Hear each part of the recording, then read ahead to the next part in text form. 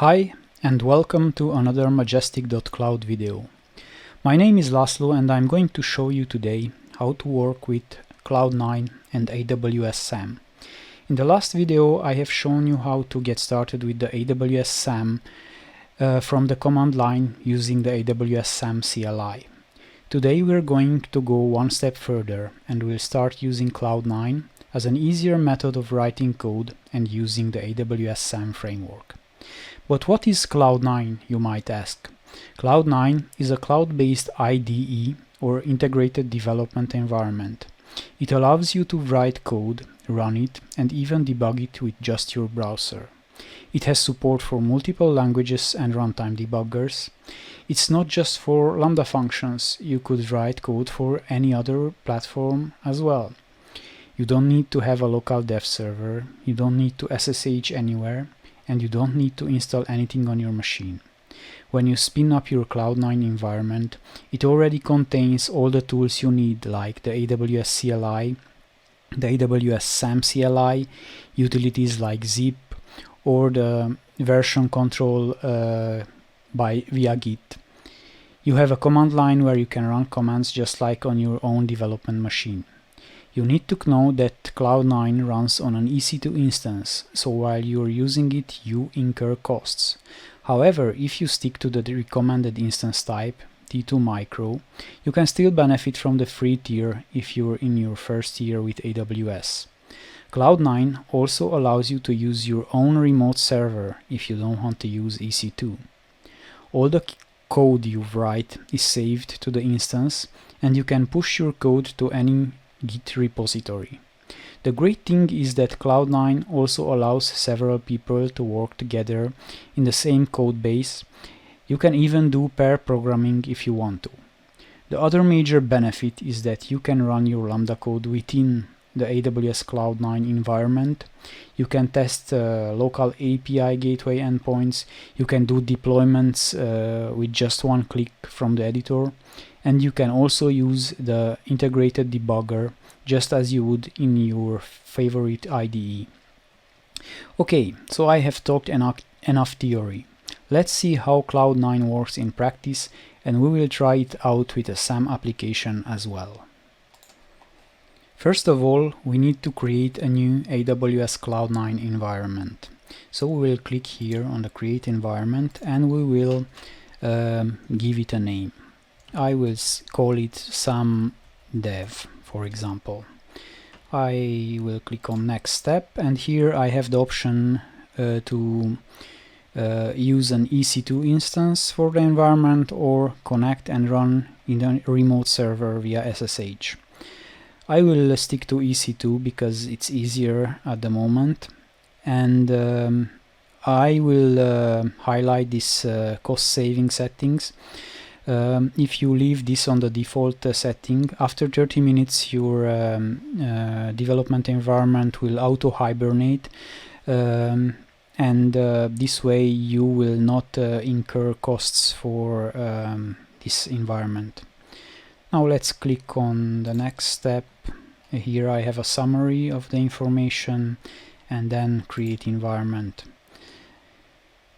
Now I will get this screen, and it takes a bit of time for my environment to spin up, so we'll pause the video until this finishes.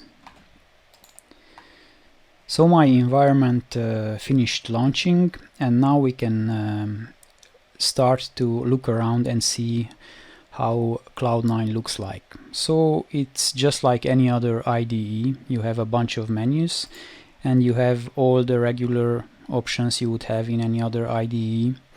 You can, if you just start using Cloud9, you can upload your local files, and you can also download your project once you've done working on it.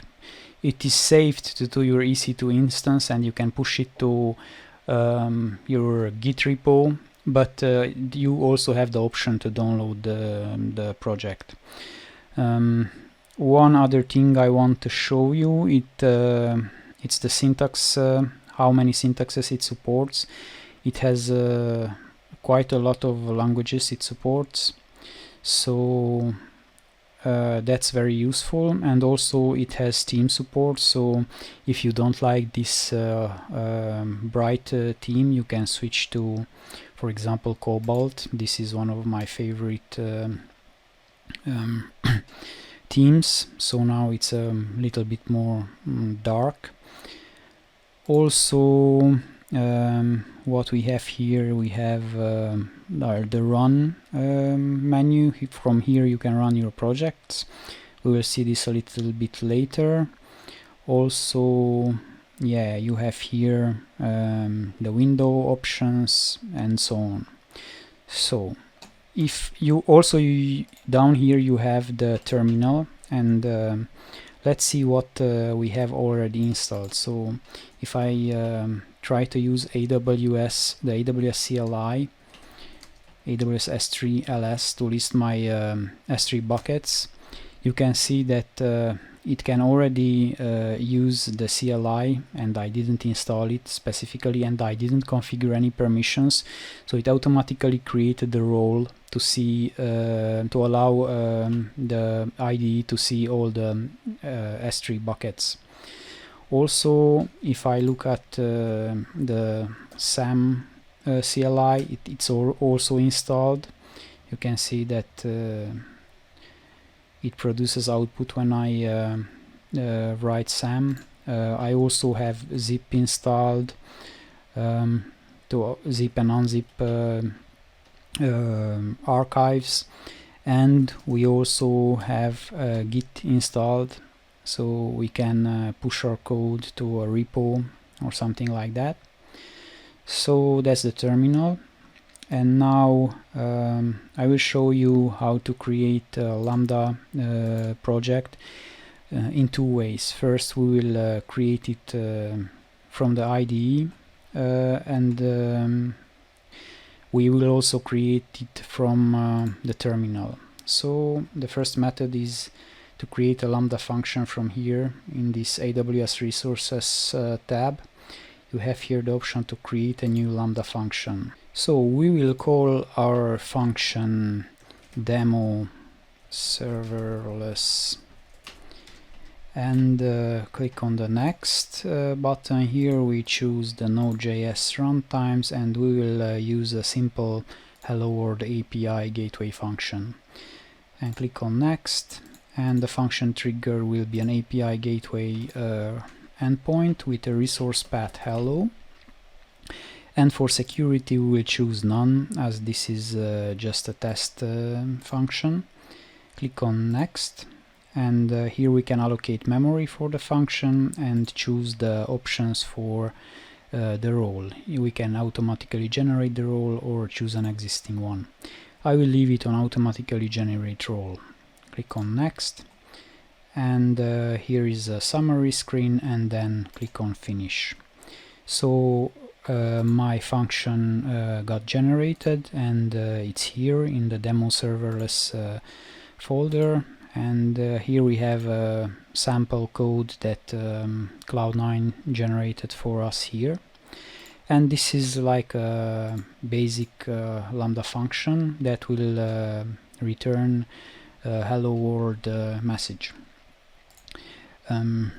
You can see here that it has Cloud9 already started deploying my application to region US East 1.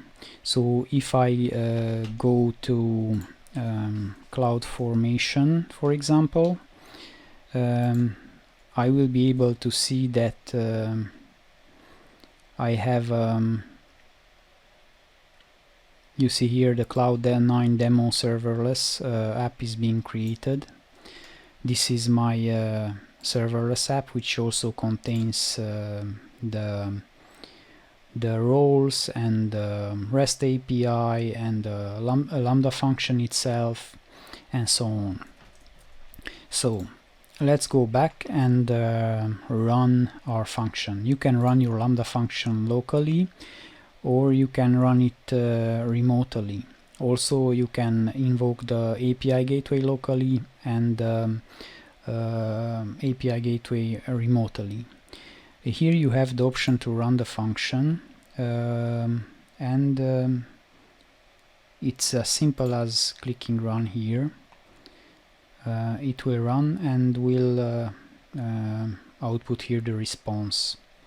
So this is a simple Lambda run from the Cloud9 IDE. If we look into the directory, here we can see that there is a template YAML file. This might look familiar from our last video, because this is actually a SAM template which got generated automatically by Cloud9. You see here we have defined the function, the serverless function with the attached API endpoint, and we also have here the permissions defined. Okay, so you can see that all this is based on SAM, the serverless application model. But let's delete this application. I will click on delete here and create it with SAM from the command line. So you can see that it can be done that way as well. So here down in the terminal, I will clear the terminal and I will click on, I will write SAM init, the name of the app, which will be SAM demo 1, for example, and the runtime will be Node.js 8.10.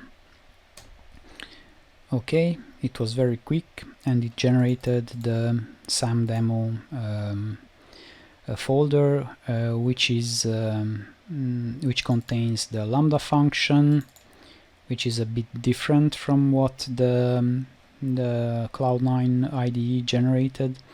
I also have the template YAML file, which is also a little bit different, but essentially it's the same thing we had earlier. But these are two different ways to create the application. Now I will show you a very neat trick if you will work with Cloud9, because if I would deploy this from here, if I would click on deploy, what would happen is Cloud9 will deploy my function and will prefix it with Cloud9 in the name. So it will be Cloud9 SAM demo 1, and I really don't like that thing, so I want to prevent this, and I will here specify function name SAM demo 1. So this will force Cloud9 to use SAM demo 1 as the function name, and I also want this as the stack name. But in order to force Cloud9 to use SAM demo 1 as stack name, I will need to go here on the directory and create a new file. This will be a hidden file, application JSON. I will click on it, and here this is a JSON file, and I will specify stack name, and it will be SAM demo 1. So now when I click deploy here, and Cloud9 will run CloudFormation for me, the stack name for the CloudFormation stack will be SAM demo 1. Let's try this out. I will save all the files I've modified and click deploy here, and now it's deploying. Let's go to CloudFormation. Here you can see that I have a new stack launching, and the resources are being created. This will take a bit of time, but you will see that besides the stack, which is called SAM demo 1, my Lambda function will also be called SAM demo 1. You see here I have it: logical ID, hello world function, physical ID, SAM demo 1, and I click on it, and This is the function. You can see here this function belongs to the AWS CloudFormation Stack SAM Demo 1. And here is the code from there. Now let's go back to Cloud9 and run the function locally. We'll run it locally. Here we have the execution results, which is hello world. Let's modify this now. Call this hello, the message will be hello Majestic.cloud. Save it. Use the deploy. Now it will get deployed to AWS Lambda, and then we will run the Lambda not locally, but we will invoke it remotely. So here in this drop down you have the options: run the Lambda locally, Lambda remotely, then the API gateway locally and remotely. So I think it finished deploying it. So let's run the Lambda remotely, and I should get the result hello Majestic.cloud. Okay, let's run it, and you see I have here hello Majestic.cloud. And if I go here in the Lambda functions and I open it again, this is the one, some demo 1 36 seconds ago, we can see that my code has been updated because I've clicked on the deploy button. Now let's see if we can invoke the API gateway locally. This is the you see that this is the path, and the method is get. We could add a query string if we wanted to, but we will just run it like this, and I've got a response, and I got the response is hello Majestic.cloud. So you can basically test your API here in Cloud9. So this is very neat. Now I will want to show you something else. I will just delete this function from here and close everything here, so I don't have anything opened. Here I have remote functions. This is the function I've created earlier. These are the two functions that I've created earlier, and I have a function that I've created and about which I will speak more in the next episode, some recognition, and I can import it here in Cloud9. This was created outside of Cloud9. This function I've created locally, just as I shown it in the last episode, from the command line of my development machine, and deployed it via the SAM deploy command. And now I want to import it into Cloud9. So I will click on import. It asks for confirmation, and then it will import my function.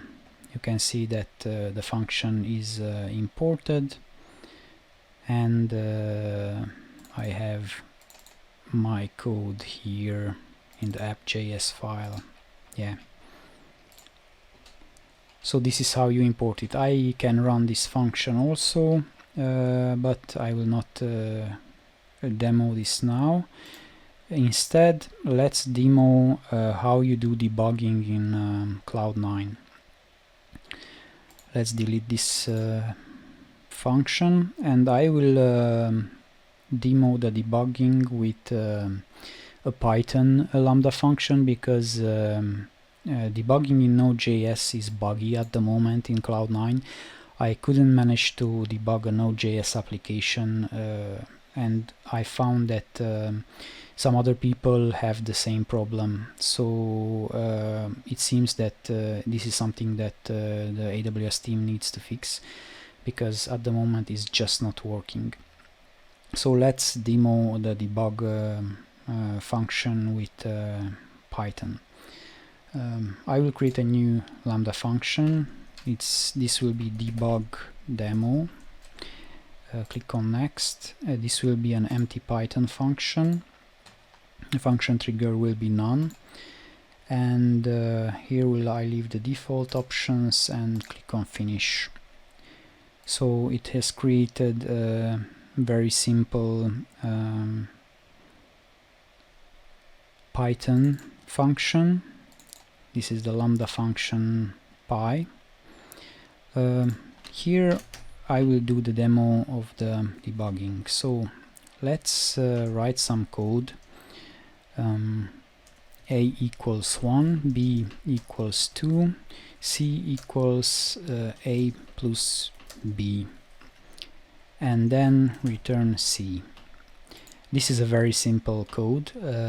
Now if I want to debug my code, I can add breakpoints just like in your regular IDE. So I will add a breakpoint here on the 5th line. I open the debugger tab, and for the watch expressions I will write C. And how do I do the debug? When I click on run, it opens this tab here, and I have here the running debug mode. I need to click on this running debug mode so this little bug turns into green. So now it's in green, it's in debug mode. And if I click on run on the 5th line at the breakpoints, it should stop. So let's run it. And it takes a little bit of time, but it has run.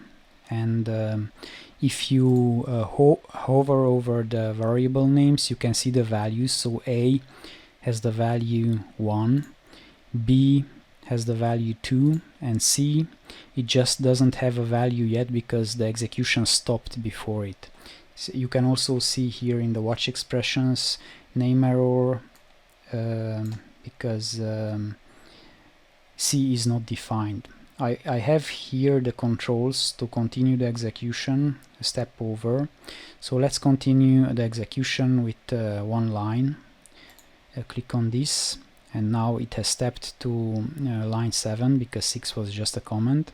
So now if I hover over C, I can see that C has value 3 because it's A plus B, so it's 3. And also here in the watch expressions it has the value 3. So this is fairly simple. This is how you do debugging with Cloud9. And basically this is it for this video. In the next video we'll continue with writing the SAM project with AWS recognition. And I hope you will come back next week and watch that video as well. If you like this one, please give it a thumbs up and subscribe to Majestic.cloud for new videos on serverless and AWS Cloud every week. Thank you for your attention and have a great day.